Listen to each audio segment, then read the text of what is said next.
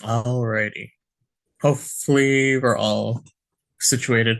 Hi everyone. Long time no see.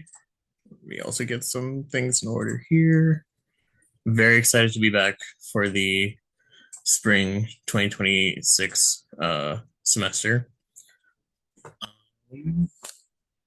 Yeah, I'll be kicking off the year with some work that I've been doing. Um excuse me. I've been working on this work and it's like kind of hit a point of stagnation. I do think it's important, but the main what's the word? Troubling point for me is like how to analyze this data and at what level of fineness. But we'll get into that a little bit more throughout this presentation. Um, Ali, I'm really excited for you to see this because like Pani gave me a lot of interesting ideas for tackling this sort of idea, but we'll get into that shortly.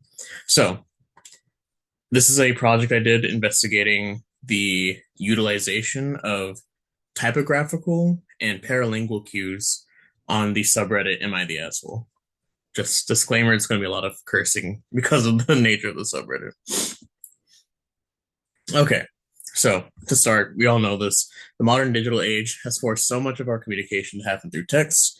Not only do we read so much text language on social media, but people have increasingly grown to prefer texting over calling as a means of communication. Despite this, the problem of deciphering people's tone over text has been a persistent and annoying one. So, what is unique about text language that makes deciphering tone so difficult? Well, when we speak, we rely on cues and our prosody to convey our emotions. And then when I say prosody, I mean things like pitch, rhythm, emphasis, etc.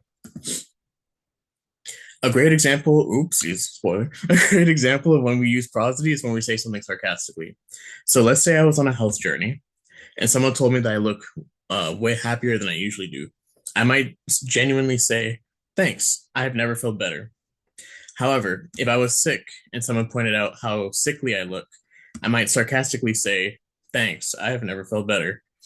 The same exact words convey entirely different meanings, all thanks to prosody. And text language simply doesn't have this feature. Or does it? Yes, text language is notorious for not conveying tone properly. We usually depend on things like context to fill in that gap. For example, back in my day, we had emoticons to help decipher tone over text. Nowadays, emojis are way, way, way more popular. So much so that they're all over research articles, and research has even demonstrated that emojis can change the tone of otherwise neutral messages. Outside of putting faces in our text messages, people have recently been using tone indicators to clarify what they're saying over text. And anecdotally speaking, I think tone indicators are really good at their job. They're a very clean way of injecting tone in text. For example, instead of having to clarify that a question you are asking was meant in good faith, a tone indicator will clear the air with way less effort.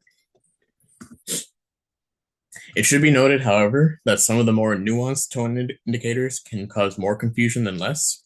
Also, you typically have to wait until the end of a sentence to even see a tone indicator, so there are times where you may process a sentence incorrectly once and then go back and have to reread it in a different tone.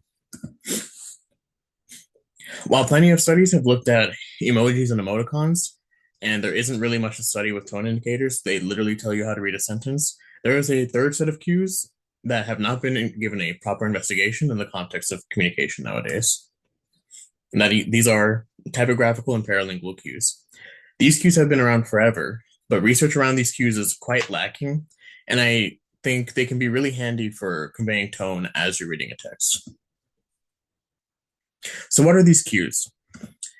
Typographical cues highlight or put emphasis on certain information. These are cues like bolding, italicizing, and underlining. And it's worth noting that while these cues are already on some online platforms, they've been quietly introduced to places like YouTube, Instagram DMs, or even iPhone messages. Paralingual cues, on the other hand, are non lexical features of language that convey how something is said rather than simply what is said. In text communication or electronic word of mouth, fun new term that I learned, These are manipulations of things like punctuation, capitalization, repeated letters, and emojis, all to mimic prosody over text. It's worth pointing out that usually you have to go out of your way to incorporate typographical cues, whereas you don't need to, like, you don't need more than a plain keyboard to utilize paralingual cues. Also, I want to note that while discourse research has largely given up on these non-lexical features of language, linguistics research has actually made pretty huge waves in this regard. More on that in a bit. With all that said, I wanted to see how these cues are being used in the wild, aka reddit.com. Specifically, I chose the two existing Am I the Asshole subreddits. And if you don't already know, these are online communities where people present a situation where it is not clear to them whether they were the asshole or not in that situation. What the heck? Okay. And they ask the trustworthy strangers of Reddit to let them know whether they were or not. There are 4 possible judgments that Redditors can make in response to people's posts. You are the asshole, you would not, or you would be the asshole, you are not or wouldn't be the asshole, everyone sucks here, or there are no assholes here. I chose these subreddits to explore how people use these cues because the situations people post about are inherently very emotional, and commenters tend to get quite emotional too when responding. So I thought if people are conveying strong emotions over text, these cues we've been talking about must be showing up. So I did a preliminary exploration to see how these cues function in the Reddit comments. I collected about 1,200 of these of the top posts from these subreddits. I identified over 155,000 judgment comments, and these are comments directly responding to the post. And these comments would have left at least one of these judgments that we talked about in the last slide. I then used code in R to identify the number of comments using bolding and italicizing. And I used a tool called Para to help me identify the comments that use paralingual cues. And fun fact, when is this presentation? We have a presentation in April with the first author of who made this Para tool. So she can talk more about Para at that point in time. So yeah, I specifically looked at auditory cues in these text comments because I'm interested in how people mimic prosody over text. Right away, this data tells us 2 things. 1, most people are not assholes, which is nice. Secondly, we see a spread of different cues throughout the subreddit, which I'll discuss now. Let's start with bolding. And just to make things clear, I took the proportion of each cue across all judgments, and these graphs show how those individual proportions measure up to one another. So for example, we see that among judgment comments using bolding, judgments that purport that everyone sucks in the situation have a higher proportion of bolding than other judgments. And no assholes here have the lowest proportion. So now we can ask, what are commenters trying to emphasize when they go out of their way to incorporate bolding into these responses? As expected, most commenters are emphasizing information of interest, especially when that information is embedded in a bigger load of information. I should note that when looking through comments with bolding, pronouns were highlighted a lot. Like people were trying to assign blame or ownership of certain behaviors to specific people based on whether they were in the wrong or not. And there are also times where people use bolding to convey something with urgency or certainty, which are other tones that bolding imbues language with. Further, we can also see that bolded comments can serve as a tone amplifier. And now is also a good time to mention that a lot of people who decorate their language don't just stop at one decoration. So you'll definitely see cases where people combine bolding with capitalization or bolding with italics. Speaking of italics, italicization is used 4 times as much as bolding on Am I the Asshole, and surprisingly used the least and not the asshole judgments. Upon further investigation, the way italicization was used ended up being pretty weird. A lot of people actually use italics to address parts of the post they're responding to, which is difficult to account for with our current methods. However, once you push past that, we see that people use italics to create emphasis or give their comment a certain tone. Interestingly, we also see people using italics to disambiguate asshole behavior from non-asshole behavior, which may explain why we don't see italics being used as much in comments where the poster isn't the asshole. Next, we can talk about paralingual cues, starting with emphasis. The para tool identifies emphasis through specific punctuation or repeated instances of punctuation. What we see on Am I the Asshole is that people seem to use emphasis in their text much more when the blame is on one person, but namely when the poster is not the asshole. There are two running themes when using emphasis in text, disbelief and rhetorical questions. In not the asshole judgments, we see loss of disbelief, usually on behalf of the poster who's been framed wrongly in a negative light. And then in You're the Asshole judgments, we see commenters trying very hard to get a thought into someone else's head and lots of sarcasm on top of rhetorical questions. Next, we have tempo and text language. This is basically repeated letters or repeated mellow punctuation. Both of these things influence how long you say something, and tempo seems to represent itself the most in no assholes here comments. In most comments, people seem to use excessive punctuation, either because that's just how they type or to express some sort of extreme emotion. But in no assholes here comments, tempo is used to give messages a gentler tone. The examples here show how this slower, softer tempo helps the commenter try to reason with the Reddit poster and encourage more thoughtfulness. Finally, we can look at stress in language, which is our most prominent cue and is all over Am I the Asshole? And para identifies stress in text through capitalized words. In regard to tone, I'm sure you all know stress in text language is often associated with yelling, which there's plenty of on the subreddit. Here are some comments that showcase just that. Across each subreddit, it seems like capitalization is just used to either yell or add a bit of emphasis, kind of like bolding and italicizing. Capitalization was the first cue I was actually interested in for this project because they seem to amplify the intensity of a text, regardless of whether the meaning was negative or positive. That's right. When people yell for a no assholes here judgment, the sentiment tends to be much more positive. Now we can talk about some takeaways from this exploration. You might notice I didn't do anything too rigorous aside from looking at like trends throughout the data.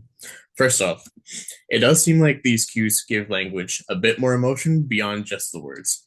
That said, these cues have previously only seemed to amplify the emotions and not necessarily influence how positive or negative someone's tone is online. But through enhancing just the intensity of the text, these comments clearly exhibit complex things like urgency, agency, disbelief, or even passive aggression. We also saw some evidence of different cues being used in different contexts.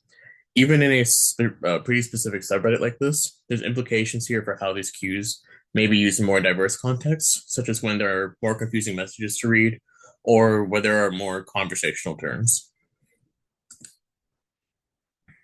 I want to address some considerations regarding this data. First, even with these cues and the surrounding context, there are still a ton of ways you could read these comments out loud. Our voices just convey tone in a way that text cannot yet. However, I do believe that these cues get us a little bit closer to making our messages clearer. Kind of like how music notation, for example, can be decorated to let the performer know how something should be performed. Additionally, I think NLP still has a long way to go to consider context when evaluating text communication and emotionality. I'm not smart enough to answer these questions, though. Not right now, at least. If it can be determined that cues help convey emotion, how are these cues weighted? Can we put cues on the same scales that we put words? Do we expect a cue to always amplify the emotionality of words? What about when multiple cues are used? What about when words are already very emotional? This brings me to my next point, which is that it's important to recognize that these cues are imbuing words with tone and thus emotionality.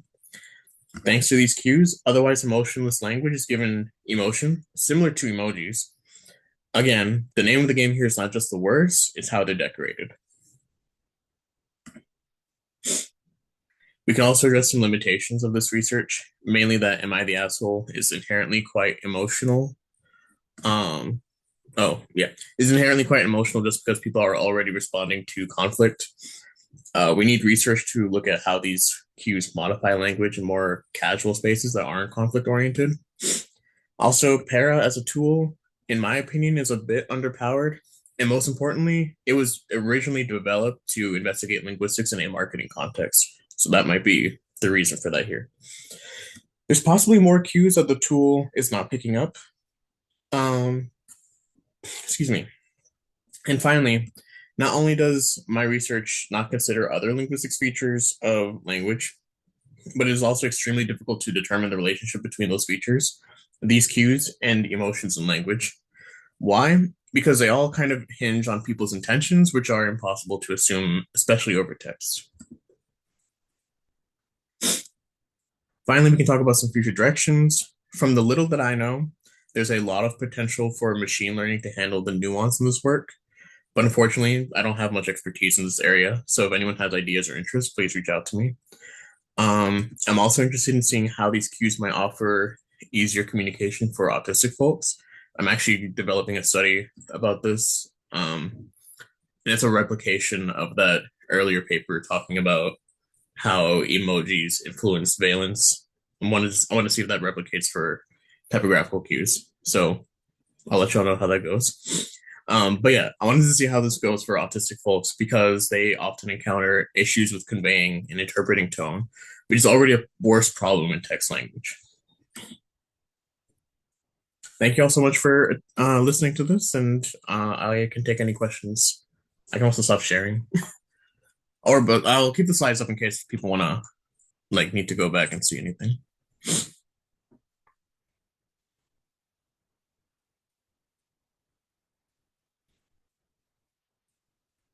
Any thoughts, ideas, things that jumped out?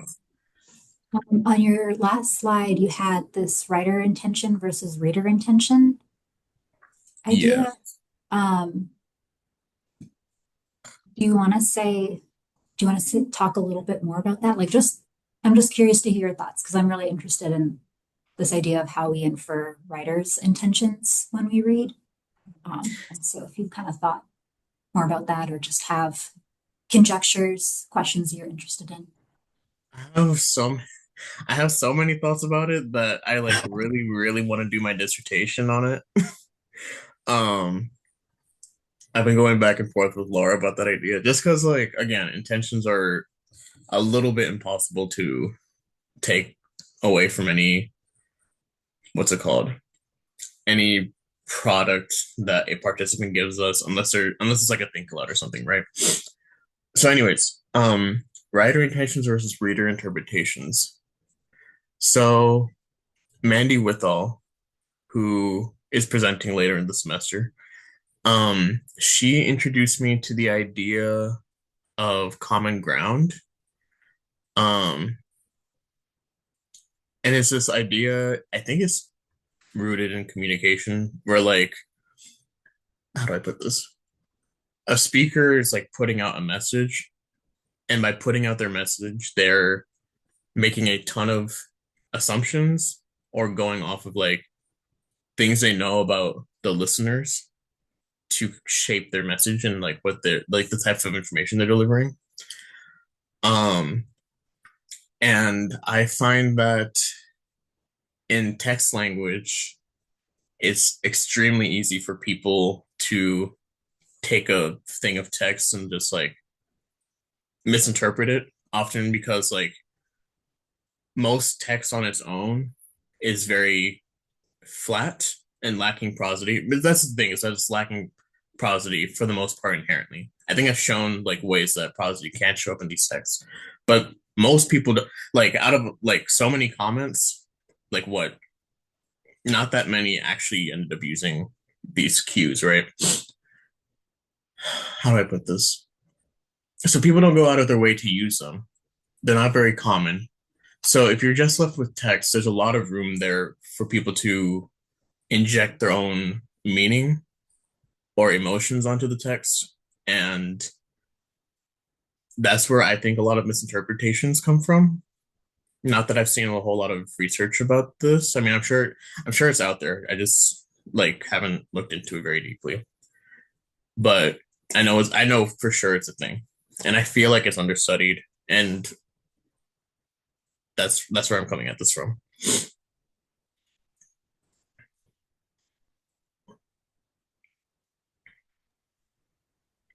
So Varun, great, great talk, and yeah, you've opened one way to look at it is a Pandora's box, but at the same time, a life's work of research. I mean, there is so much here, obviously, yeah, but it's fascinating. I was watching you. You were talking, and you were actually nice enough to include, so we could see your. Yeah. Gestures. So what I'm getting at is there. This is like a first step at what's actually communicated in face-to-face communication. The first challenge is that uh, up to 85% of what's communicated is communicated through nonverbals, and so text is very impoverished. And at the same time, um, there is so much going on, and you've started looking at the verbal or the nonverbal of the verbal part, but there's the whole nonverbal communication part. There's the whole physical gestures, mimicry, body, how you hold yourself, posture, the distance between people, and there's a whole another slew of things. Not that you should look at it, but that hasn't even necessarily even come into and is trying to be replicated. If you're interested, my wife and I got into this a little bit in connection with a peace worker training that we attended in Nairobi with the Nonviolent Peace Force, and it just struck us how in conflict situations most of the communication is nonverbal.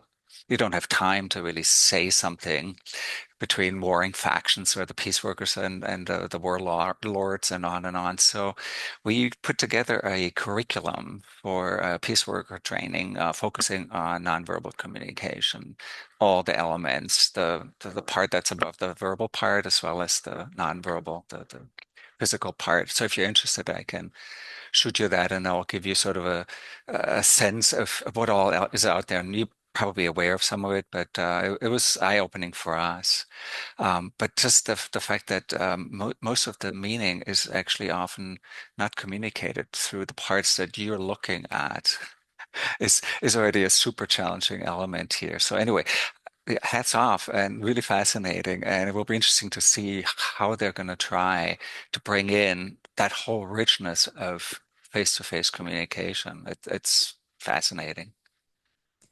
Yeah, I have a lot of thoughts about that. First of all, I would be interested in reading that. If you can share that with me, that'd be great. Um, I have a lot of thoughts about that. Um, because I think actually the most fascinating part about text language is that there isn't a face element there, or like a gesture element inherent to the language, right? Like even like sign language, for example, and the ways that sign language differs. And Ali, we've talked about this in Laura's psychology of language class. Like some sign languages use gestures to convey verbs or certain nouns. Other sign languages use like um what's the word? Like plain, not plain, but like simple, what's the word? Configurations, like hand configurations to convey the same exact ideas, right? But there's implications there for like how people are interpreting, like if a cat has a moving gesture versus a stable gesture, that has implications for how people think about like whether cats are active or not in different sign languages, right?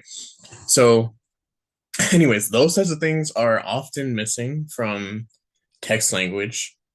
There are, I will say, I only featured one aspect of the para tool. Other aspects do actually get into how people try to mimic gesture and stuff over text language. I don't, in my opinion, and I haven't done a lot of looking into this, I don't think it's very sufficient. But I think they did a damn good job given what they were working with. Again, Andrea Lewengrath will talk about that later in the semester. Really fascinating stuff. I got a chance to talk with her about that. But um Yeah, the interesting part is how like those things are missing from text language. So two things can be asked that I'm interested in when I study text is like how are people working with just plain text most of the time? Because that is what people use most of the time.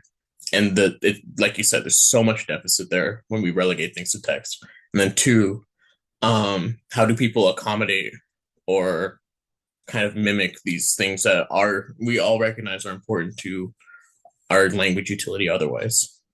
So different strokes and stuff like that.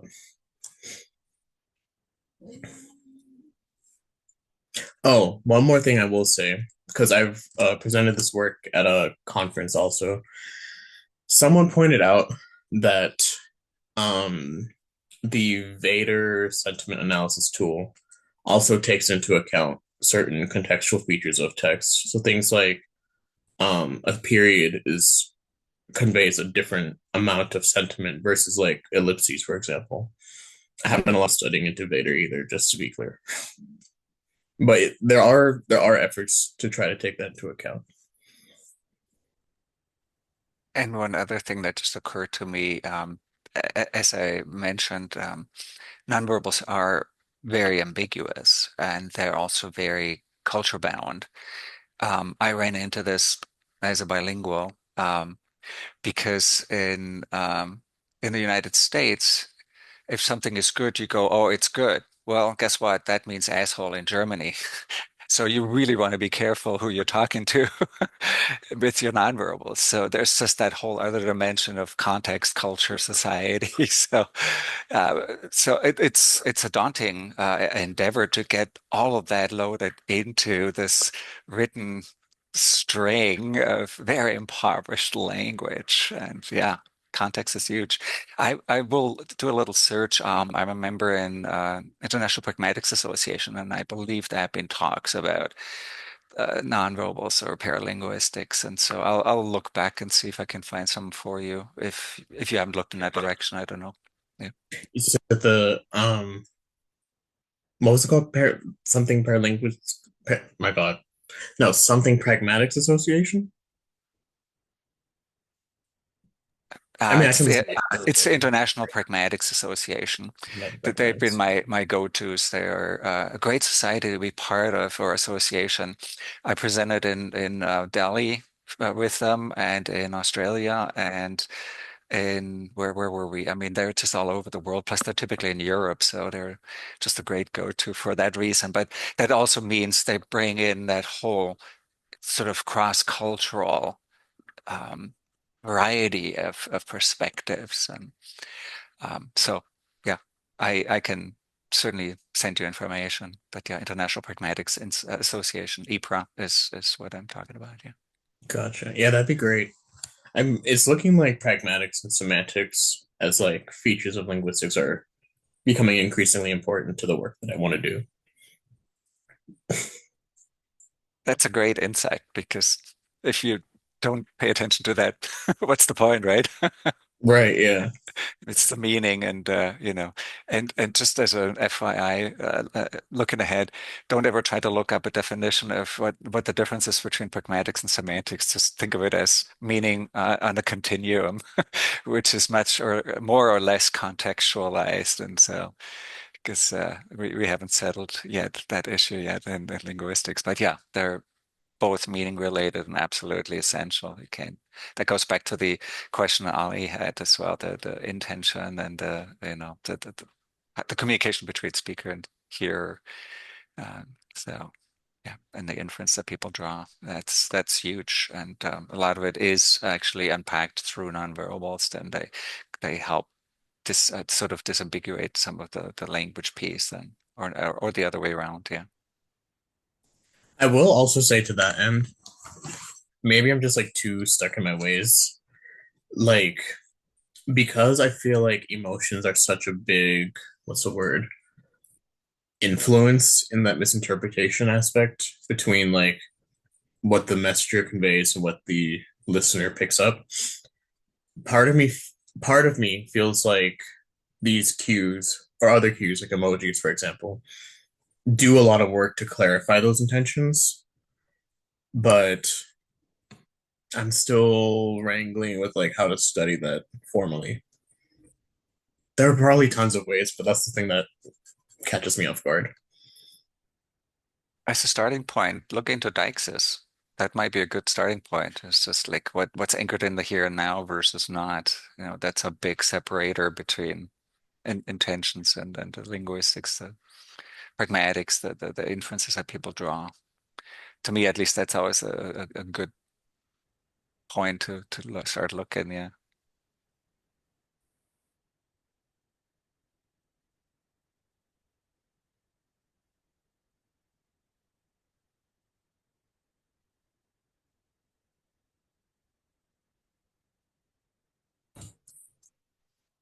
Any other thoughts, insights, advice?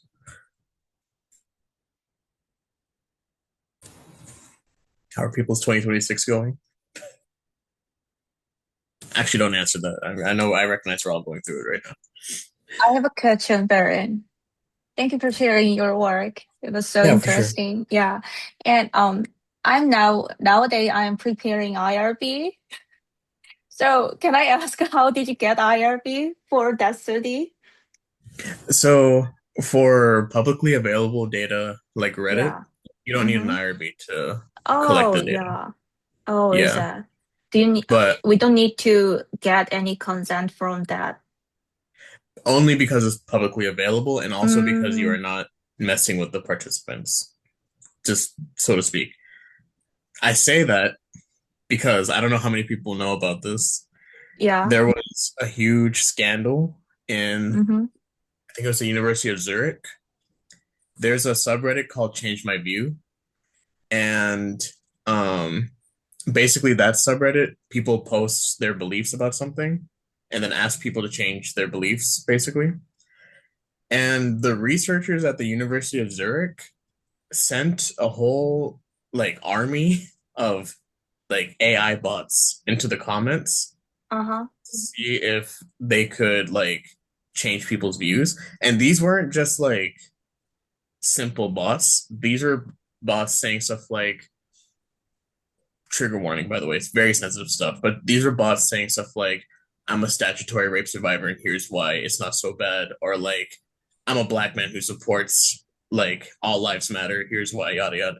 Crazy Mm. things to just put out. And also like these are like you're changing people's beliefs using using bots, and none of these people have consented to it. And Oh. somehow this got past IRB, but I feel like they lied on the IRB process to get this approved. Because no ethical IRB would have approved a study like that. Got it. So if you're messing with participants, you need to specify all of that in the IRB. Yeah. Yeah. But if it's publicly available, like I just scraped the data. There's like a tool Mm. called Reddit Extractor in R, and I just took the data from Reddit. So that's how you would do that if it's publicly available. If you're messing with participants, you need an IRB. Then, do you have any certain criteria for sampling the data? One more time. Uh, do you, did you have any specific criteria for, yeah, sampling process? Which Um, contents do you want it to include in your sample, let me or just think. automatically? It was automatic collection. Just like I took the Mm, top posts over a span of time. Um, mm, I will say the tool that I used only pulled like I can request 1,000 threads from Reddit, but it mhm, might be like 500, 600, just because of like inefficiencies in the tool. Or like Reddit mm, they also have like an API. And so the API is limited in how much information it will give you. So yeah. like each post had so many comments, but the API did not give me all of the comments, for Mm, example. So yeah, even that data is like limited. But got it's, it. if you're talking about like if you ever get to the publication stage of writing this stuff up, you just need to specify all of that. Like collection of the data using this tool was imperfect. It did not collect all the comments, but of the comments that we have, this is what the analysis that we did, things like that. Thank The you. more descriptive you can be, the better.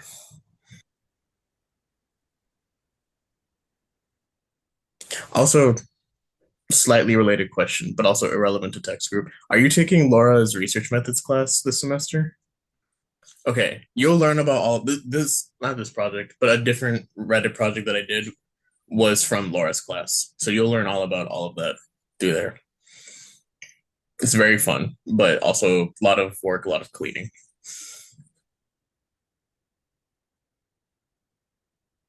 I have kind of a methods question. So after you identified like kind of the proportion of bolding and italicization and stuff, and then you kind of looked more closely at the the context and the use itself, like how did you make those inferences about the use of rhetorical questions and disbelief, and like how much did you have to look at to be able to identify a lot of bolding happens with pronouns and things like that? Like I'm wondering if that was more of a qualitative approach or if you also used NLP at all, and if you could just talk a little bit more about that process. To be very, very honest, oh my God, there were ways I could have done this with NLP, like using certain diction. If I did a second iteration of this project, which I might, I don't know. I could use NLP to like, how do I put this? See like the different, what's the word? At least the different amounts of like things like pronouns or things like sentiment between those categories of comments.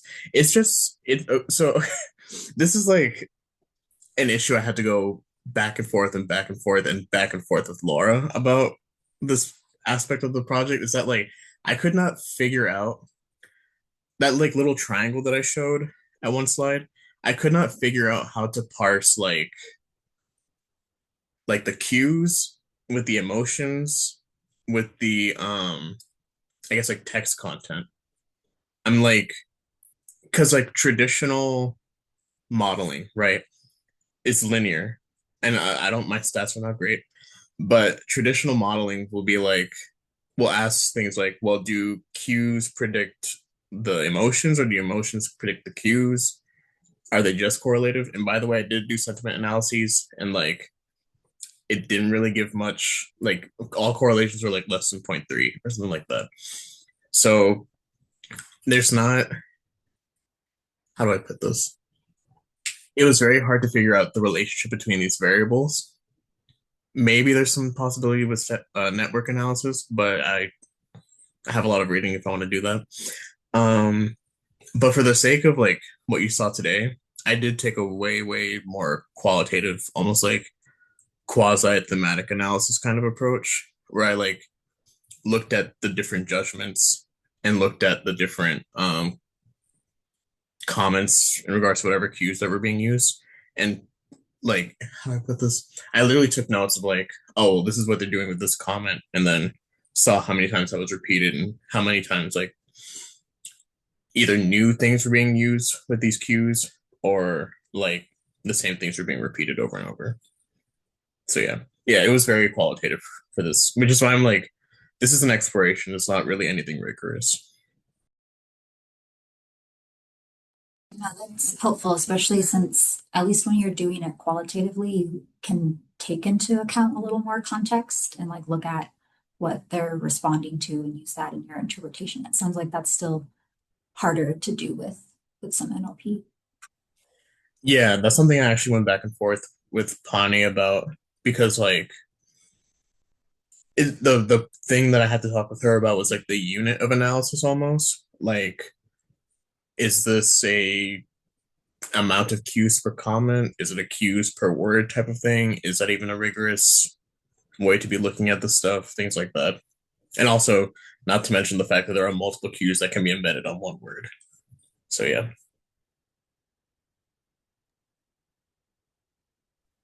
This brings up something for me. I could never even begin to do a study like this because I am so out of that whole speech community, let's put it that way.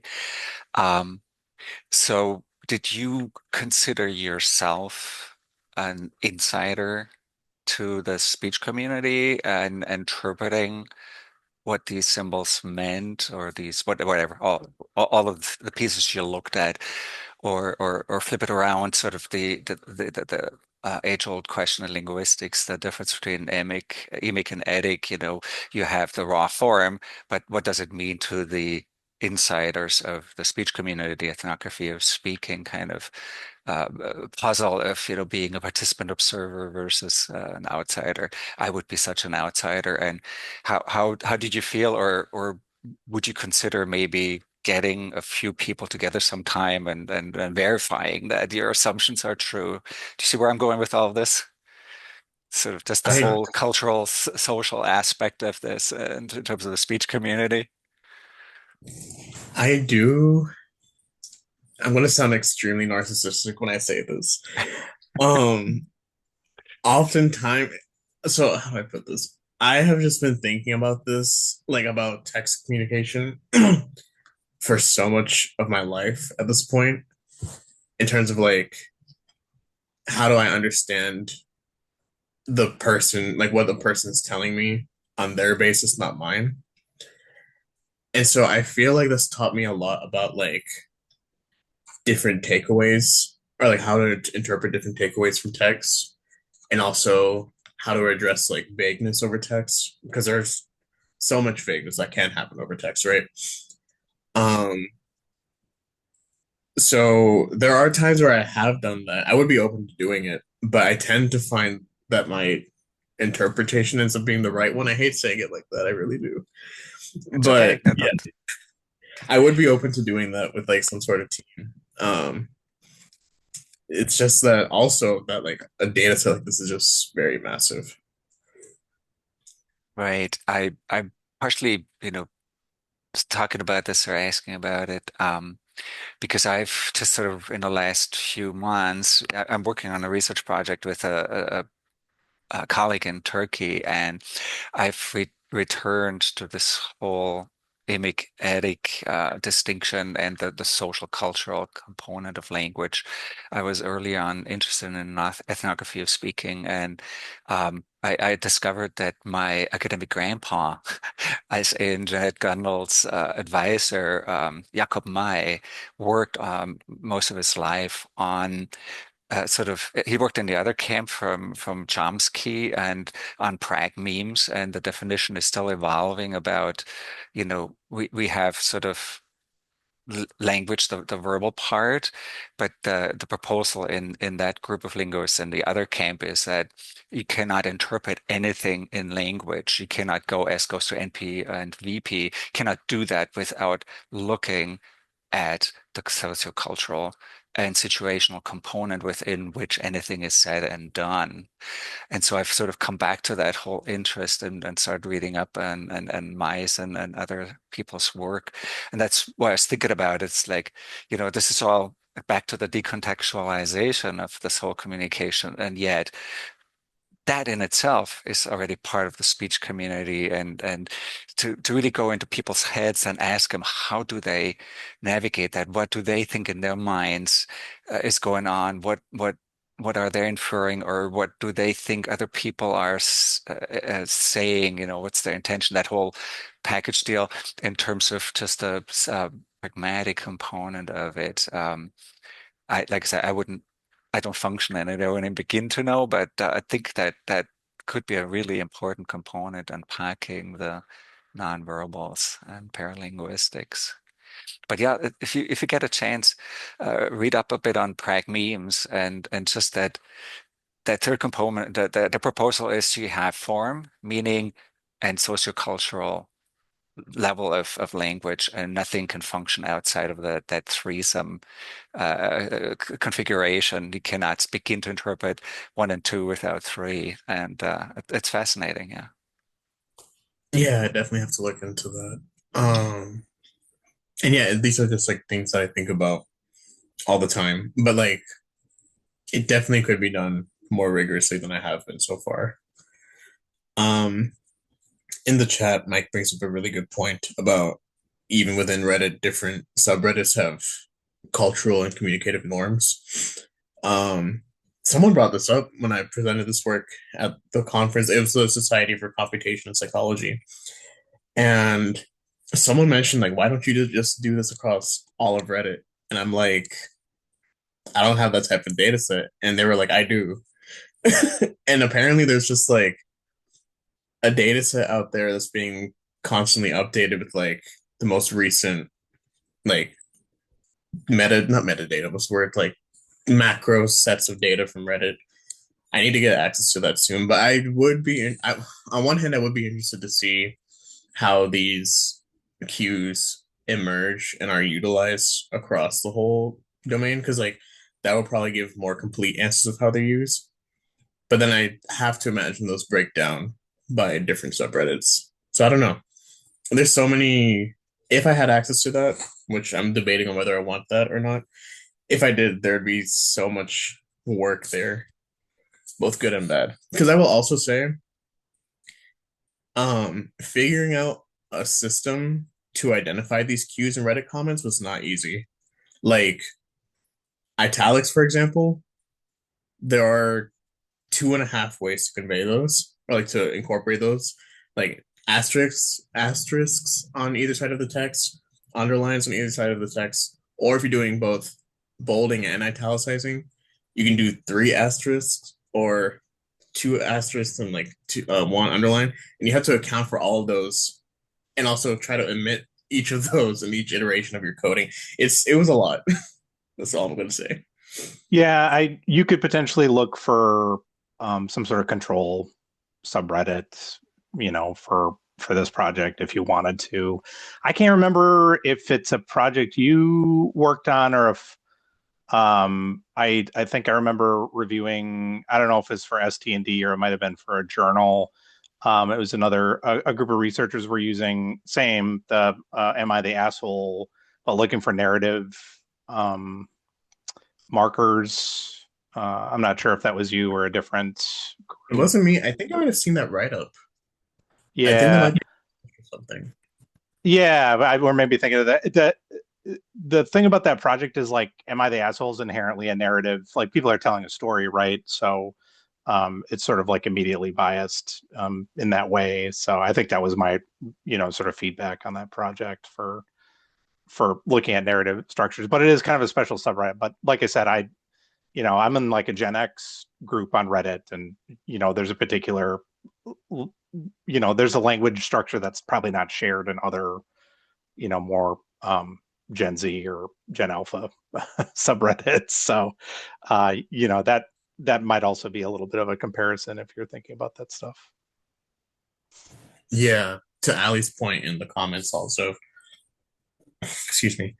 Um, the way these cues are utilized definitely differs by age groups. So much so that I'm like seeing tweets and like skits about. I saw a skit yesterday that was like me when I accidentally text like a Gen Zer, and it's just a guy with like Gen Z hair, and he's texting like bet or like we need to lock in, things like that. And then someone on Twitter posting like 2 days ago, I saw a tweet that was like, I love texting like an old man, and that just means using multiple ellipses in your text messages or something like that. So people recognize these cues and how they differ across ages. But yeah, that's something that I would love to like see across all subreddits. I don't know, maybe I will revisit this in like a looking at traditional age groups and stuff like that. Yeah, I mean, age is another huge social factor. There was just a big deal, a big to-do in Germany because the Gen Zers or even Gen Alpha were pushing back on the chancellor's approach to some social problem, and they were just saying, "You talk like an old man." I mean, it just came right back at. I mean, and I wasn't even texting, so I mean, this has been around. This is not new, and it's just a new iteration of it, and just wanted to clarify too, all of what I said before was not meant as a criticism, but just more like further things to think about. I hope I didn't sound like, oh, you should have, or it's fascinating. It's amazing, and I love hearing more about it because it's a world that's just totally closed off to me. I don't choose to spend time in. It's fascinating. Thank you.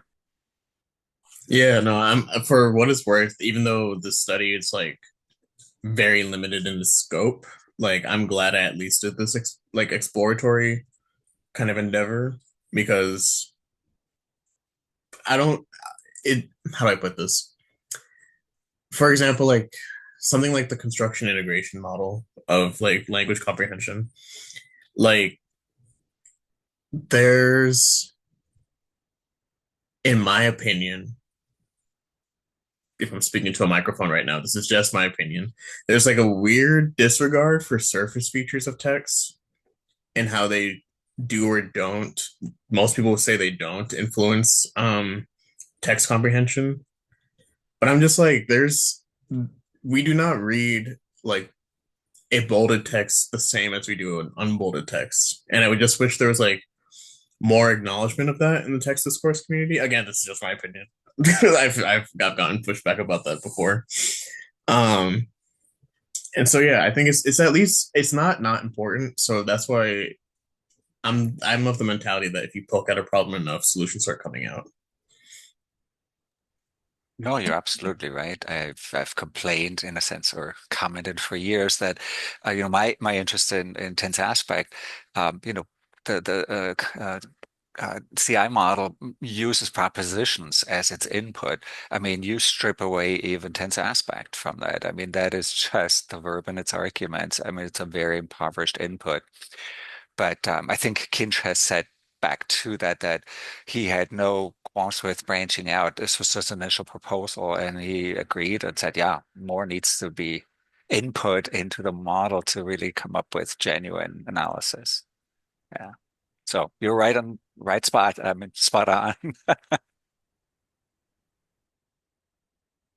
feel the same way with word choice because as a writer who agonizes over the exact words and sentence structure to use, I also approach texts and engage in a lot of close reading.